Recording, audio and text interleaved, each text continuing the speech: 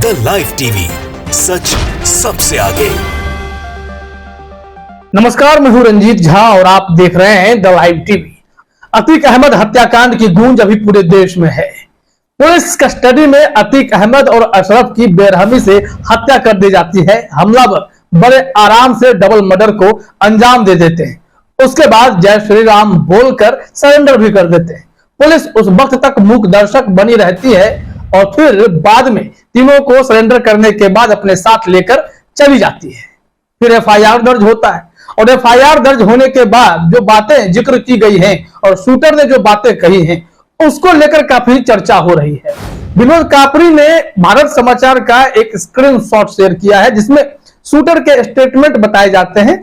Shooter ने जो भी कहा उसमें उन्होंने एक पॉइंट को हाईलाइटेड किया है। हम आपको पूरा पॉइंट पढ़कर सुनाएंगे, फिर हम बताएंगे कि आखिर ये शूटर कहना क्या चाह रहे हैं। क्योंकि जिस तरीके से यूपी पुलिस के कस्टडी में ही अतीक और अशरफ की हत्या कर दी गई, ये यूपी प्रशासन की नाकामी को भी दिखाता है।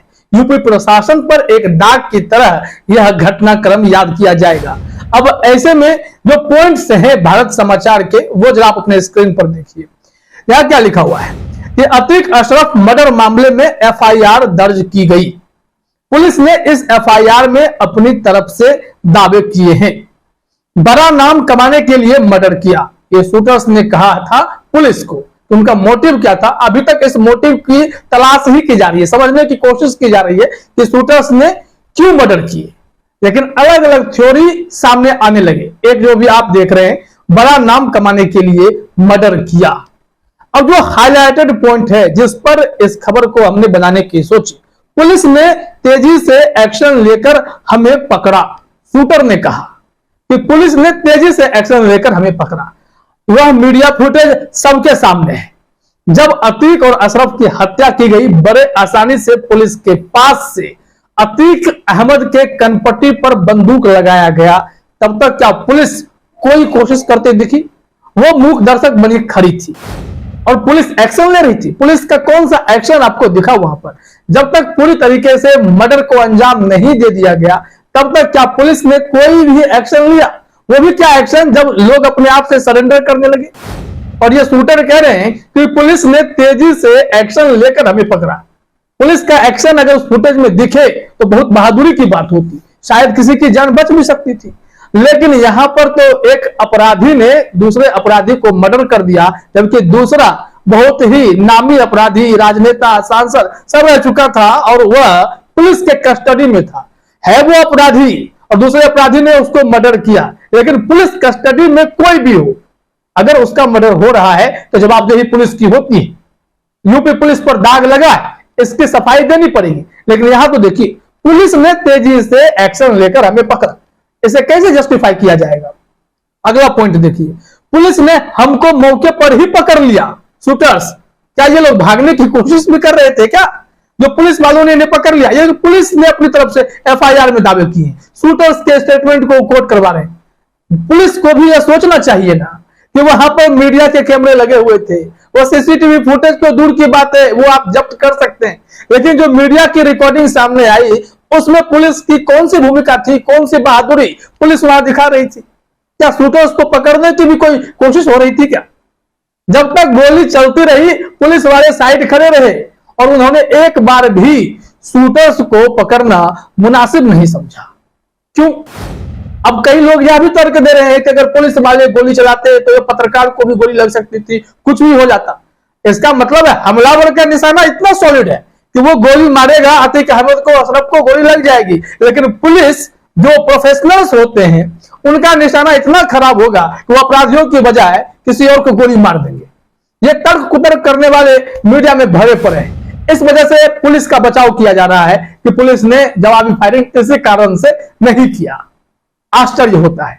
अगला पॉइंट देखिए, पुलिस ने हमको मौके पर ही पकड़ लिया। कैसे समझ में आता है? पुलिस ने मौके पर, या भागे इन, इस वजह से आपको पकड़ लिया गया। पकड़ क्या लिया गया? आपने सरेंडर किया। फिर हम मीडिया कर्मी बनकर मौके पर गए थे शूटर्स। चलिए ठीक है, यूपी में हम अपना नाम बनाना चाहते थे। शूटर्स बड़ा नाम कमाने के लिए मर्डर किया, अपना नाम बनाना चाहते थे। अब यहां से अलग अलग थ्योरी को ध्यान दीजिए। ये शूटर्स आपस में कनेक्टेड कैसे थे, इसको लेकर भी समझने की कोशिश हुई। सब अलग अलग दूर दराज के इलाके से थे पता चलता है कि जेल में कहीं ना कहीं कनेक्शन हुआ। हर किसी का अपना एक क्रिमिनल बैकग्राउंड रहा है। कोई लड़की को थप्पड़ मारने के चक्कर में जेल गया था, किसी पर पहले से कई सारे केस दर्ज थे और इस कारण से कहीं ना कहीं से इन लोगों का कनेक्शन हो गया। हालांकि पुलिस ने अभी तक इन लोगों पर कोई सफाई पेश नहीं की है। लेकिन एक और जो खबर आ गई, अगली थ्योरी, कि इन लोगों को सुपारी दी गई थी, 10-10 लाख रुपए एडवांस भी दे दिए गए थे, हथियार मुहैया कराए गए थे, क्योंकि जो हथियार थे वो बताए जाते हैं कि भारत के नहीं है, तो ऐसे हथियार भी मुहैया कराए गए थे। अब इस जेल से अंजाम दिया गया था, इसके पीछे मास्टरमाइंड कौन है इसका भी खुलासा नहीं हुआ।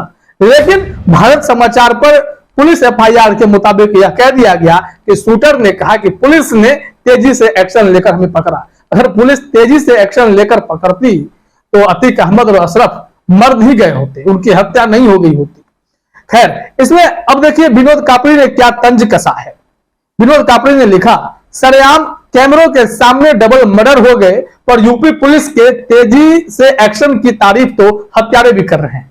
इन्होंने चुटकी ली है कि यूपी पुलिस की तेजी की तारीफ हो रही है और जिस तेजी से मर्डर किए गए वो बात तो कोई नहीं नोटिस कर रहा। हत्यारे को तो खुद अपनी तारीफ कर लेनी चाहिए कि पत्रकार बनकर आए और सरेआम गोली मारते गए और फिर भागने की बजाय वो पुलिस के सामने आत्मसमर्पण कर देते हैं और यूपी पुलिस की अब तारीफ कर रहे हैं, जय श्री राम के नारे लगा रहे हैं।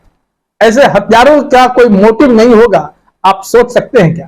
किसी के इशारे पर यह हत्या नहीं हुई है तो और क्या है? ये अलग अलग हत्यारों का जुटान होना।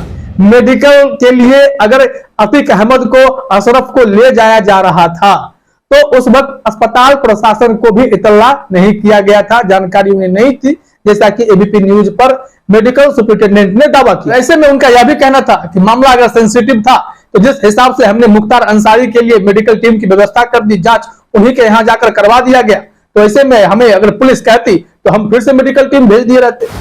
लेकिन यहां पर पुलिस जब फंसती नजर आई तो उन्होंने भी अपनी थ्योरी गढ़नी शुरू कर दी कि वो बेचैनी महसूस कर रहे थे। वो हम एक बार फिर से आपको बताएंगे। लेकिन इस मामले में मारिया खान ने विनोद कापड़ी के उसी ट्वीट को और भारत समाचार लाइव के उस स्क्रीनशॉट को शेयर करते हुए ट्वीट में लिखा, इस तेजी से भयभीत होकर ही तो हथियार डाल दी और आत्मसमर्पण करने को विवश हो गए, अन्यथा शूटर्स तो मौके से भागे जा रहे थे। जाहिर तौर पर लोग तंज कसेंगे ही कि शूटर्स यह कहे कि पुलिस ने उन्हें तेजी से पकड़ा, पुलिस ने उन्हें पकड़ लिया। शूटर्स तो भागना ही नहीं चाहते थे, शूटर्स आत्मसमर्पण करना चाहते थे। पुलिस उस वक्त तक मूक दर्शक बनी रही जब तक शूटर्स गोली चलाते रहे। तो इसमें तो बहुत सारे झोल तो ऐसे ही दिखाई पड़ रहे हैं। अगर इसकी सही से तफ्तीश की जाए, मामले को समझने की कोशिश की जाए तो कई बिंदु, कई एंगल और निकलेंगे, कई थ्योरी निकल आएंगे। लेकिन इस मामले को कब तक सुलझाया जाएगा, न्यायिक जांच में क्या निकलेगा, उन सब का तो इंतजार करना पड़ेगा। वैसे भी पुलिस वालों की भूमिका जो है इसमें संदिग्ध दिखाई पड़ने लगी है, ऐसा आरोप लगने लगा है। हमने इसी संबंध में जो बताया था मेडिकल सुपरिटेंडेंट की बातों का जिक्र करते हुए, उस पर पुलिस वालों का क्या तर्क था, अमर उजाला ने लिखा है, अतीक अशरफ मर्डर, कैमरे में सही सलामत दिखे अतीक और अशरफ, फिर रात में क्यों ले गए अस्पताल, पुलिस का ये तर्क है। अब तर्क क्या है उसे देखिए। मामले में धूमनगंज के इंस्पेक्टर ने जो कहा, राजेश कुमारी मोड़ की ओर से तहरीर दी गई। इसमें लिखा है कि 15 अप्रैल के शाम अतीक व अशरफ ने बेचैनी होने की बात बताई।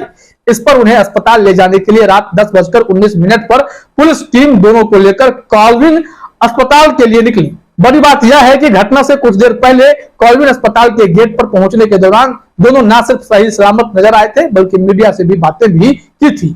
चर्चा इस बात की भी है कि पुलिस खुद के बचाव के लिए यह तर्क दे रही है। तो तमाम ऐसी वजह है। और जब विनोद कापड़ी ने जो स्क्रीनशॉट शेयर किया है और शूटर्स के वर्जन को दिखाने की कोशिश की है, उसके बाद तो यही लगता है कि इसे सुलझाने में काफी माथापच्ची होने वाला है, क्योंकि सच्चाई अगर सामने आना होगा तो आ ही जाएगा। अगर लिपापोती की जाएगी तब तो समझ लीजिए अतीक हत्याकांड एक मिस्ट्री बनकर ही रह जाने वाली है। फिलहाल इस वीडियो में इतना ही। आप सभी का हमसे जुड़ने के लिए बहुत बहुत धन्यवाद। द लाइव टीवी, सच सबसे आगे।